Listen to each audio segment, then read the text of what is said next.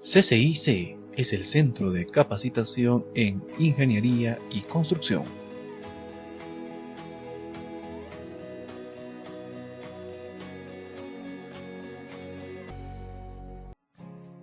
Buen día, les saluda el ingeniero Marcial Cancapanco, instructor del Centro de Capacitación en Ingeniería y Construcción.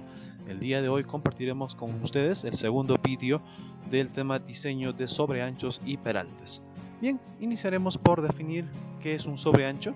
En la sección 302.09 de la DG 2018 refiere que es el ancho adicional de la superficie de rodadura de la vía en los tramos en curva, para compensar el mayor espacio requerido por los vehículos. Bien, revisaremos algunas tomas fotográficas de la carretera central. En este caso es una curva horizontal en que este vehículo ha invadido ya el carril del sentido opuesto para poder girar en esta curva horizontal, debido a que esta curva tiene un radio menor al radio de giro propio del vehículo.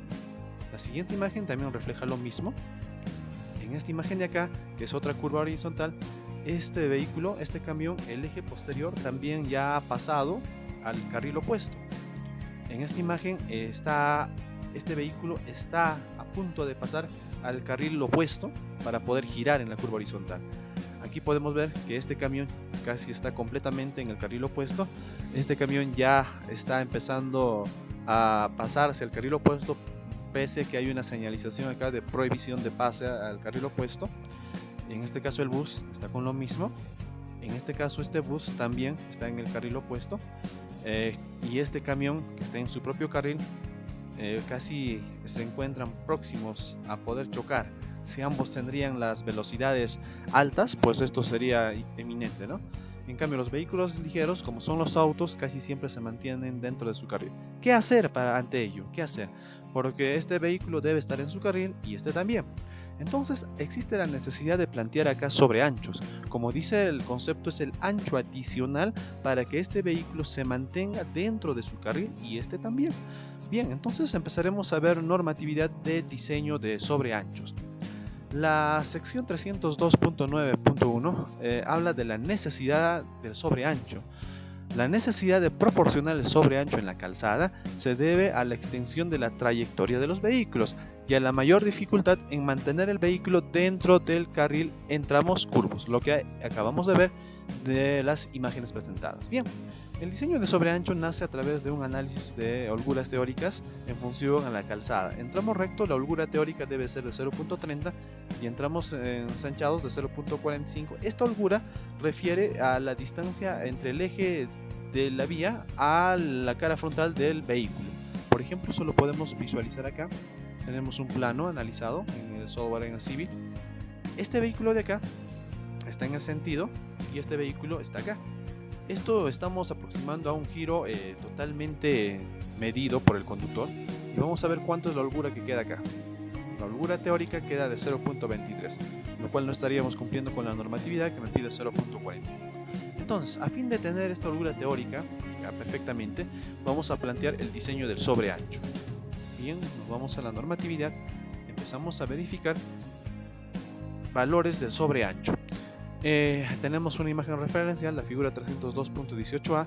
Tenemos acá un vehículo, lo mismo que hemos presentado en este sentido, este vehículo en el sentido opuesto. Aquí tenemos el eje, y lo que está separando ambos, esta distancia de acá sería la holgura teórica, tanto para un carril y esta para el otro carril, la holgura teórica. Bien, entonces lo que se va a hacer ahora es tratar de verificar esa holgura teórica en función al diseño del sobreancho. La ecuación de diseño, la fórmula de diseño de la DG 2018 es esta ecuación de acá. Esa ecuación nos va a servir para poder diseñar el sobreancho en función a n, que es el número de carriles, r, el radio de curvatura, l, la distancia entre el eje posterior y parte frontal de ¿quién? Del vehículo de diseño. Eso nos dice aquí. L es del tipo de vehículo de diseño. Bien, velocidad de diseño y r, radio de curvatura. Veamos si esta ecuación es similar a la norma AASHTO, debido a que cuando ustedes trabajan en el software genéricamente en el Civil 3D, lo que hace el Civil es procesar con la norma AASHTO. Entonces veamos si la fórmula es la misma, ¿no? Esta es la norma chilena. Vamos a hacer un recuento. La norma chilena calcula el sobreancho en función a la longitud del vehículo de diseño, al radio de curvatura al cuadrado menos un factor o más un factor, dependiendo de qué tipo de vehículo y dependiendo de qué velocidad de diseño está conceptualizado su diseño. Entonces aquí tenemos distintos tipos de fórmulas. La norma colombiana tiene una fórmula de sobreancho que es muy similar a la norma peruana, muy similar, idéntica, solo le falta acá un factor que considera la norma peruana, que es más velocidad entre 10 por raíz de radio. Eso es lo que no contempla la norma colombiana. La norma AASHTO 2011, esta es la ecuación, también muy similar. U es la longitud total en tramos curvos, U minúscula en tramos en tangentes, radios y longitud. Es la misma. También, ¿cuál es la diferencia? Es que no está considerando específicamente este factor de seguridad, que sería velocidad entre 10 por raíz de r. Bien, entonces teniendo estos datos vamos a proceder con el diseño. El sobreancho, empezamos, vamos a abrir una hoja de cálculo que hemos preparado para ustedes. N es el número de carriles, estamos considerando 2 carriles. Ahora también vamos a plantear cuántas curvas vamos a diseñar. En este caso vamos a diseñar 3 curvas. El primero es una curva en transición. Acá tenemos la transición de entrada, la curva simple y la transición de salida, ¿no? Tenemos el PI número 1. El PI número 2 es una curva simple con PC y PT. La curva número 3 también es una curva en transición, transición de entrada, curva simple y transición de salida. El primero tiene un radio de 105, esta curva. La segunda lo vamos a medir porque no recuerdo con qué radio estamos trabajando. El radio viene a ser 325, el radio es 325 en la curva número 2. Y la tercera también es radio de 105 para que podamos desarrollarlo rápidamente. Bien, primera curva, N número de carriles 2, radio 105, lo acabamos de medir. La segunda curva, N2, radio 325, también lo acabamos de medir. L es la longitud del vehículo, medido de dónde, de qué distancia, lo verificamos ahora. Bien, L es igual a A más B. El valor de A está conceptualizado a partir desde el carril, desde esa partecita hasta esta partecita, desde los dos ejes, perdón, desde el eje delantero al eje trasero. En cambio, el valor de B solamente es de la parte frontal al eje. Entonces, ese es el valor de L. Para lo cual nosotros necesitamos conocer pues el concepto de vehículo de diseño, porque L depende del vehículo de diseño. Nos vamos a la sección 202 de la DG 2018, en la que nos habla de vehículo de diseño. Dice que el vehículo de diseño es el vehículo representativo dentro de cada grupo de uso del proyecto. ¿Representativo en qué? En peso y en dimensiones y en características de operación, comúnmente. Entonces, ¿cómo lo obtenemos esto? Una vez hecho el conteo vehicular, cada diseñador debe definir cuál de sus vehículos, específicamente de los pesados, porque con los ligeros no hay problemas, es el vehículo que contempla de forma representativa dimensiones, pesos y características de operación. Comúnmente muchos utilizan el vehículo C2, pero ahora estamos empezando a usar el vehículo B2, que es un ómnibus B2. No indica que el vehículo de diseño sea el vehículo más grande, porque de repente en todo mi conteo tengo un solo vehículo T2 S2 con dimensiones mucho más grandes, entonces mi carretera va a ser sobredimensionada. Entonces es decisión del que esté a cargo del diseño geométrico escoger el vehículo de diseño. En este caso trabajaremos con el vehículo B2. La parte frontal vale 2.30 hasta el eje. De eje a eje vale 8.25, entonces L sería la suma de las dos distancias. Vamos acá, L va a ser igual a 2.30 más 8.25, que resultaría 10.55 para ambos casos. La velocidad de diseño escogida para este ejemplo vale 60 km por hora. En el primer caso, calculando el sobreancho, valdría 1.65 para el primer PI. En el segundo caso valdría 0.68, lo cual lo redondeamos a 0.70 por razones constructivas. Bien, acá tenemos un resumen. La primera es una curva en transición, 1.65, la segunda es simple, 0.70, la tercera en transición, 1.65. Ahora procederemos a verificar si estamos cumpliendo con esas medidas. En el primer caso voy a evidenciar que vale 1.65 el sobreancho.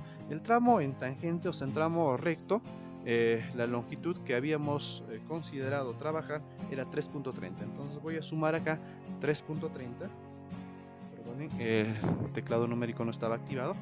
3.30 más 1.65 resultaría 4.95 el ancho del carril en tramo en curva. Vamos al Civil 3D, me voy a la primera curva, voy a medirlo desde este punto de acá hasta el eje. debe medir 4.95, ¿sí? 4.95, entonces está cargado de acuerdo a la norma peruana.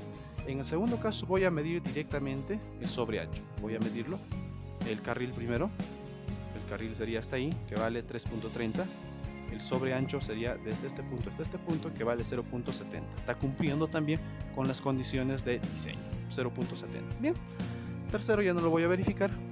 Ahora es importante saber este sobreancho si está cumpliendo las condiciones. Antes habíamos verificado que las holguras teóricas no se estaban cumpliendo. La holgura teórica en curva era igual a 0.45, verificamos acá era 0.16 y el eje trasero acá del vehículo en sentido contrario era de 0.29, no cumplía.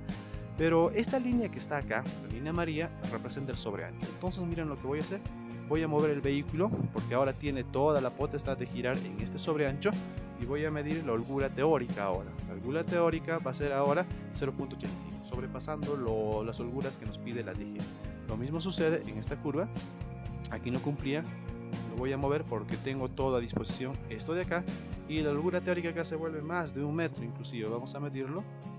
La holgura teórica es 1,93 m, cumple las condiciones normativas. Recuerden que el sobreancho es independiente al ancho adicional que era la berma viene de aquí para afuera, es muy independiente al carril y al sobreancho. Bien, ahora veamos, el sobreancho no mantiene la misma dimensión de 1.65 o de 0.70, ¿sí? 1.65 o 0.70 a lo largo de toda la curva. Como pueden darse cuenta, el sobreancho se va desarrollando. Acá llega al máximo valor y luego va reduciendo hasta que empiece de un valor 0. Y lo mismo sucede en la curva simple. En la curva simple al centro tiene el máximo valor y luego se va reduciendo hasta que llegue al punto inicial. La pregunta es, ¿de dónde inicia el sobreancho? A eso lo llamamos nosotros transición del sobreancho. Bien, vamos a verificar entonces en la normatividad la transición del sobreancho. Cabe recalcar que hay una figura en la DG de valores de sobreancho que están en función a los radios directamente aplicada la fórmula, pero recuerda que esto no está para el vehículo B2, esto está aproximadamente para un vehículo C2 y un poquito menos inclusive. Entonces ustedes tienen que hacer su propia figura o en tal caso aplicar la ecuación. También en los factores de reducción del sobreancho para carriles mayores a 720 se aplican este factor. Ejemplo, si estamos diseñando con 60 km por hora, con un radio de 60 o un radio de 105 como ahora estábamos viendo, el factor de reducción es de 0.59 a 0.54. Esto debido a que el carril es amplio. Si el carril es amplio, entonces necesita un sobreancho menor. Recordemos también que el sobreancho mínimo es de 0.40. Estos son datos muy importantes de la DG. Bien, llegamos a la longitud de transición del desarrollo de sobreancho. Veamos lo que refiere acá. La repartición del sobreancho se hace de forma lineal, empleando para ello la longitud de transición del peralte. Entonces la norma nos está mandando a poder trabajar con la longitud de transición del peralte, está directamente relacionado con la longitud de transición del sobreancho. Bien, veamos entonces la sección 302.08, transición del peralte. ¿Qué es lo que nos refiere acá? La transición del peralte es este valor de acá, L mínimo, y el valor de L mínimo está en función del peralte final, está en función del peralte inicial, como lo dice acá, incluido su signo, pero también está en función del valor B. ¿Qué es B? Distancia del borde de la calzada al eje de giro del peralte. En otras palabras, el carril, el ancho del carril. Pero también está en función del IP máximo. ¿Qué es el IP máximo? Es la máxima inclinación de cualquier borde de la calzada, que es calculado de 1.8 menos 0.01 por el valor de la velocidad, el 1% del valor de la velocidad. Bien, entonces reemplazaremos estos valores para poder calcular la longitud de transición, del peralte, que vendría a ser la misma longitud de transición del sobreancho. Bien, vamos a trabajar un poquito acá. Vamos a trabajar en función a estos valores. Vamos a reemplazar en nuestra hoja Excel. Estoy buscando todavía las condiciones normativas. Bien, aquí también está la transición. Ya, bien. Me voy a mi formato Excel. Voy a trabajar la transición. Empezamos. Voy a calcular para la curva número 2, ¿ya? Que es la curva simple de 325 metros. Entonces yo debo de calcular el valor IP primero, que es 1,8 menos 0,01 por velocidad, eso me sale 1,2%. Necesito el peralte máximo para esta curva. Recuerda que esta transición se calcula por cada curva. Entonces el peralte está en función de esta ecuación. Vamos a verificar, aquí está en la sección 304.06, el valor del peralte es igual a velocidad al cuadrado entre 127R menos F. F, el coeficiente de fricción, sale de la tabla del diseño geométrico de radios. Entonces, reemplazado esa ecuación, para este valor el peralte es 6.3 y eso está calculado aquí, 6.3. Bien, el peralte inicial es menos 2%. ¿Por qué menos 2? Porque es el peralte del bombeo del carril a un inicio, cuando la carretera va a iniciar. El ancho del carril vale 3.30 y la longitud mínima calculada de transición vale 23 metros. Bien, te voy a presentar un gráfico para que me puedas captar mejor. De repente tienes algunos inconvenientes. En la primera curva que estamos trabajando es una curva simple, ahora que estamos diseñando. Esta es una curva simple. Veamos la curva simple y empecemos a analizar cómo es la transición tanto en sobreancho y tanto en peralte, para que sea mucho más claro. Bien, veamos. Este es el PC y este es el PT de la curva simple. Esta sección F es una curva normal. Bombeo de la berma. Por un momento nos olvidamos del N. Y la transición del peralte y del sobreancho empieza en el punto B.